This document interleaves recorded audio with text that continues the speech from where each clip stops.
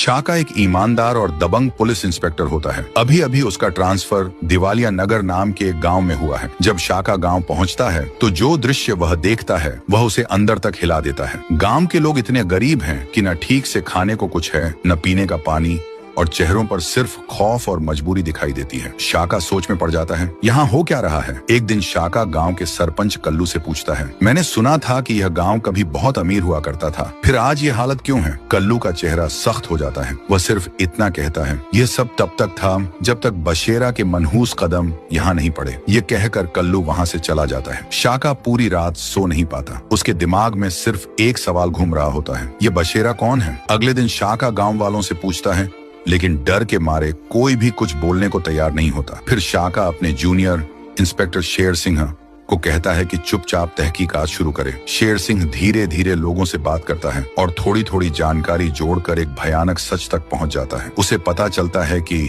बशेरा का एक छुपा हुआ अड्डा है, एक फैक्ट्री है जहां गन्स की स्मगलिंग होती है। वह हर हफ्ते गांव वालों से जबरदस्ती कमाई ले जाता है। गांव का पानी भी उसने फैक्ट्री के जहरीले कचरे से खराब कर दिया है। ये सब सुनकर शेर सिंह हैरान रह जाता है और तुरंत जाकर शाका को सारी बात बता देता है। शाका का खून खौल उठता है। वह सोचता है, ये कैसे हो सकता है कि इतना जुल्म हो और कोई आवाज भी न उठाए। शाका फिर से सरपंच कल्लू के पास जाता है और गवाही देने को कहता है, लेकिन कल्लू घबराकर कहता है, तुमसे पहले भी एक इंस्पेक्टर यहाँ आया था, आज तक पता नहीं चला कि वह जिंदा है या नहीं। अगर अपनी जान प्यारी है तो यहाँ से चला जाओ। ये सुनकर शाका समझ जाता है कि यह मामला साधारण नहीं, ये जंग है। अब शाका एक खामोश और खतरनाक योजना बनाने लगता है। सवाल ये है दोस्तों, क्या इंस्पेक्टर शाका दिवालिया नगर को बचा पाएगा। वह इंस्पेक्टर जो पहले यहाँ आया था वह कहाँ गया। क्या बशेरा ने कुछ किया। देखिए अगला भाग।